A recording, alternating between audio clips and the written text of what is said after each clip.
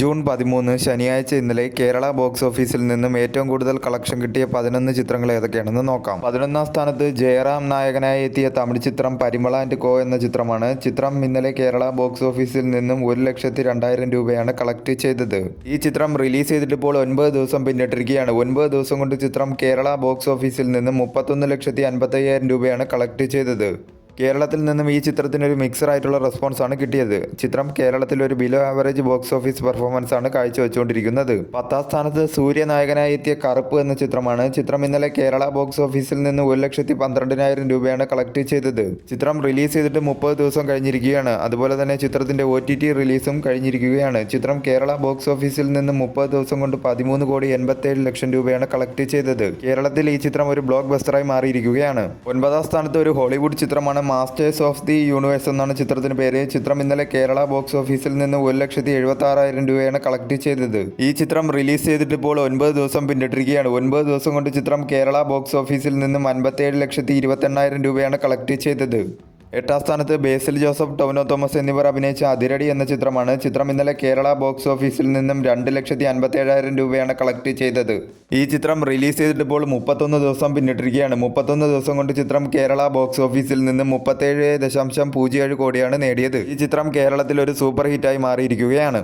7ാം സ്ഥാനത്തും ഒരു ഹോളിവുഡ് ചിത്രമാണ്. ബാക്ക് റൂംസ് എന്നാണ് ചിത്രത്തിന് പേര്. ചിത്രം ഇന്നലെ കേരള ബോക്സ് ഓഫീസിൽ നിന്നും 4,95,000 രൂപയാണ് കളക്ട് ചെയ്തത്. ഈ ചിത്രം റിലീസ് ചെയ്തിട്ടിപ്പോൾ 2 ദിവസം പിന്നിട്ടിരിക്കുകയാണ്. 2 ദിവസം കൊണ്ട് ചിത്രം കേരള ബോക്സ് ഓഫീസിൽ നിന്നും 10,47,000 രൂപയാണ് കളക്ട് ചെയ്തത്.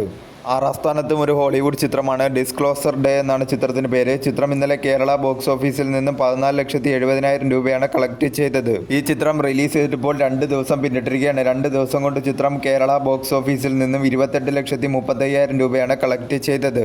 5ാം സ്ഥാനത്ത് അല്ലു അർജുൻ നായകനായി എത്തിയ ഹാപ്പി ബി ഹാപ്പി എന്ന ചിത്രത്തിന്റെ റിലീസ് കളക്ഷനാണ്. ചിത്രം ഇന്നലെ കേരള ബോക്സ് ഓഫീസിൽ നിന്നും 26 ലക്ഷം രൂപയാണ് കളക്ട് ചെയ്തത്. ഈ ചിത്രം റിലീസ് ചെയ്തിട്ടിപ്പോൾ 2 ദിവസം പിന്നിട്ടിരിക്കുകയാണ്. 2 ദിവസം കൊണ്ട് ചിത്രം കേരള ബോക്സ് ഓഫീസിൽ നിന്നും 55 ലക്ഷം രൂപയാണ് കളക്ട് ചെയ്തത്.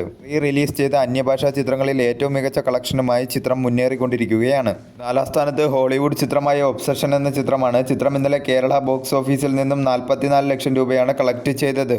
ഈ ചിത്രം റിലീസ് ചെയ്തിട്ടിപ്പോൾ 16 ദിവസം പിന്നിട്ടിരിക്കുകയാണ്. 16 ദിവസം കൊണ്ട് ചിത്രം കേരള ബോക്സ് ഓഫീസിൽ നിന്ന് 3,34,00,000 രൂപയാണ് കളക്ട് ചെയ്തത്.